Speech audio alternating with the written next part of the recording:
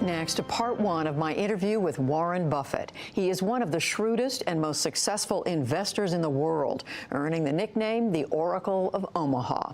I traveled to Nebraska last week for this wide-ranging conversation. And a note, Buffett is CEO of Berkshire Hathaway, which owns BNSF Railway, one of the funders of the NewsHour. He's number 2 on Forbes' list of the world's wealthiest people, worth more than $75 billion. Warren Buffett is an investing rock star to his Berkshire Hathaway shareholders, who gather in Omaha every year. One share is trading today at $251,000. 2 years ago, the legendary firm celebrated its record of investment over a half-century, a portfolio that includes Kraft Heinz, Geico, Wells Fargo, Coca-Cola, and among others, the Nebraska Furniture Mart. It's the largest furniture store in North America. Buffett bought it in 1983 from Rose Blumkin, a Russian immigrant who built it from nothing. Well, there's nothing like it. And we're the 58th market in the United States, and this was the largest home furnishing store in the country until we built 2 more. And why was she so successful? What was the secret? What was Well, Rose's? she would say, she had a thing in her office, which you probably couldn't read, but it says, she had 2 things: sell cheap and tell the truth. We talked on the showroom floor, surrounded by sofas, lamps, and coffee tables. The state of the economy was our first topic. The stock market's booming. Unemployment rate is as low as it's been in 15, 16 years. But we're still not seeing the growth that people would like to see. What's going on? The economy is doing well, but all Americans aren't doing well. But we've got $57,000 or $58,000 of GDP per person in the United States. That is a lot of stuff. And yet the growth, the rate of growth, is what, 2%? 2%. President Trump is saying we're going to get it up a lot higher than that. Is that doable? Well, it may be. Occasionally it happens, but no, I don't think. Probably on average we'll have that kind of growth. But 2% does wonders for you, Judy. I mean, if you take 2%, we have a 0.5% population growth and we have a little immigration, but 2% in one generation will add $19,000 of GDP per person. Family of 4, $76,000 in one generation. So your children and children's children and all of that, they'll live far, far, far better than we live with 2% growth. Well, let me then ask you a little bit about the employment picture, because it is, as you said, low unemployment. A lot of people have jobs. At the same time, we're told the labor participation rate is lower than what the experts like it to be. More people are leaving jobs than are joining. Are we seeing some kind of shift? Well, we always see shifts in employment. I mean, if you think about it, if you go back to 1800, it took 80% of the labor force to produce enough food for the country. Now it takes less than 3%.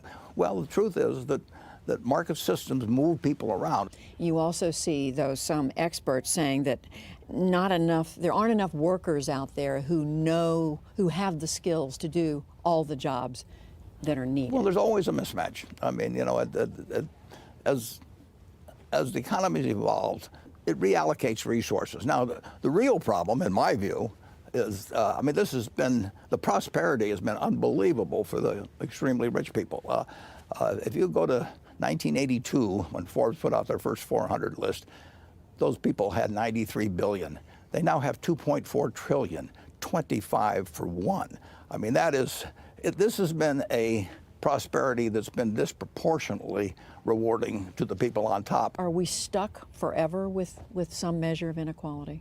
No, we generally have translated greater output into few hours a week of work per week over the last century, and that's a good trend in the future.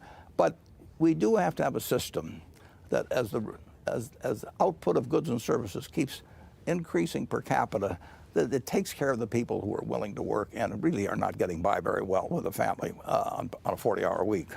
You come across as optimistic about the future of this country. Incredibly. I think you wrote to your shareholders last year, it's been a mistake to bet against the United States for the last 240 years.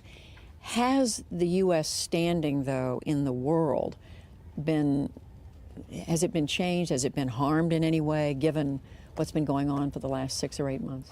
We do not have quite the percentage of the world's GDP that we had 20 or 30 or 40 years ago, but we're still the leader. The question is whether we can be the moral leader as well as the economic leader. And what do you think? Well, I think that is a podium that we should have. We will be the economic leader, and we should be the moral leader. We should stand for more than the fact that we're the wealthiest country. And do you think we are right now? Well, sometimes we are and sometimes we aren't. I did not think what happened on the Paris Agreement was a good idea. I mean, we have to live with the rest of the world, and it's a mistake in my view. Trade has generally developed in this country. We actually export 12 or 13% of our GDP. It was only 5% in 1970. But it benefits us, it benefits the rest of the world. Now, it doesn't benefit the steel worker maybe in Ohio, and that's the problem that has to be addressed, because when you have something that's good for society but terribly harmful for given individuals, you've got to make sure those individuals are taken care of. Let me ask you about a couple of questions about markets, investing. I mean, nobody knows markets better than you do. I think you said earlier this year that you weren't worried that the market was in a bubble because interest rates were staying low. As you know, the Federal Reserve is starting to raise them. Do you still feel the market is not in a bubble? Well, anything can happen in markets. I mean, I bought my first stock in 1942. In the spring of 42, I was 11 years old. And so 75 years have gone by, and I've never known what the market's going to do the next day. That's not my game. My game is to decide whether I'm in the right economy, which America has definitely been ever since that time. The Dow has gone from 100 to 21,000 during that time, and no matter what the headlines say, terrible things are happening. We were losing the war in the Pacific when I first bought stocks. So America's going to do fine over time. American business is going to do fine over time. Occasionally, we go off the tracks with bubbles like and a lot of human error and that sort of thing. But it'll never permanently derail us. And I don't try and guess when to get in and out of the market. I've owned stocks consistently since 1942. I was buying stocks the day before the election. I was buying the same stocks the day after election. And if Hillary had been elected, it would have been the same thing. Does President Trump deserve credit for what's going on right now in the market? The stock market has been going up basically since March of 2009. That's when it hit the bottom, very early in March. It's been going up more or less ever since then. And if I ever get elected president, I will never claim credit for anything the market does, because I don't want to be blamed when it goes the other direction. Your investment decisions over time have been remarkably right, much of the time, most of the time. Today, as people look at you and look at the decisions that you've made, what mainly should people take away They should be willing to bet on America. They should not listen to a lot of jabbering about what the market's going to do tomorrow or next week or next month, because nobody knows.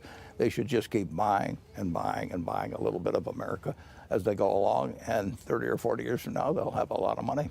Berkshire Hathaway has made a huge investment in Wells Fargo. True. And it came up at your recent shareholders meeting that Wells Fargo had problems. They engaged in some... Plenty of problems. Plenty of problems. They engaged in some fake accounts, some millions of fake accounts. Leadership of the company was replaced.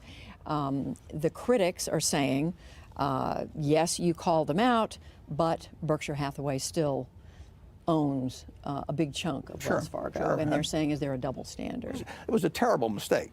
I mean, they incentivized bad behavior. Incentives work, but they work either if you incentivize good behavior or bad behavior. And then the big problem is, and sometimes you can design an incentive system that is incentivizing the wrong things. You've got to end it fast and decisively. That's where they made the big mistake.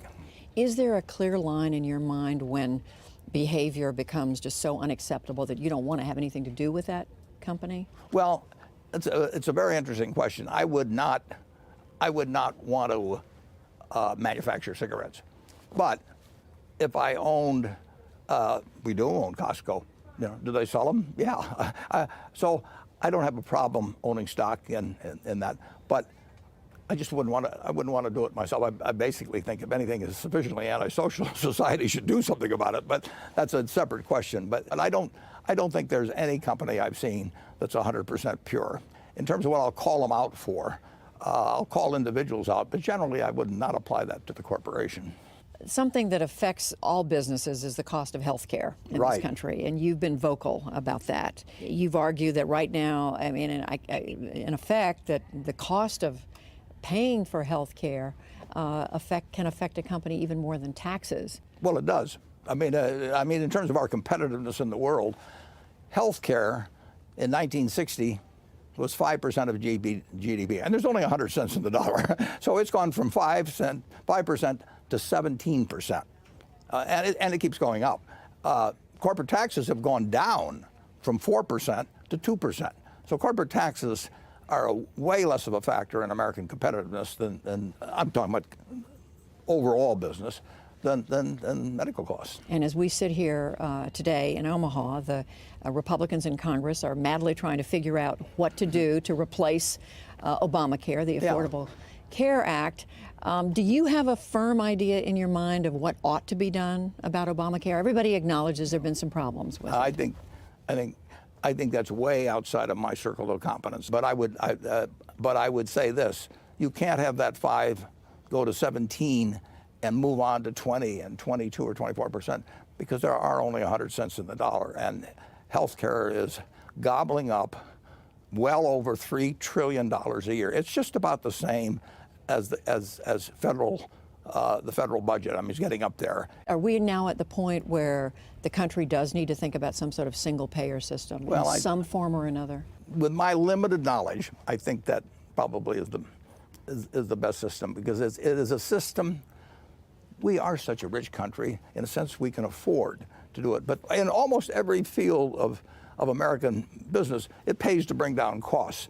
There's an awful lot of people involved in the medical, just the way the ecosystem works, that there's no incentive to bring down costs. And it sounds like you're saying with a single-payer system, it'd be easier to figure out a way to get those costs down. It'd be more effective, I think.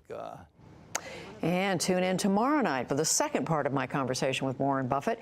We'll look then at more at his own taxes and his views on tax reform and philanthropy. Online, you can view Buffett's very first tax return, filed when he was just 14 years old, for money he earned delivering newspapers in his then Northwest Washington, D.C. neighborhood. That's at pbs.org/newshour.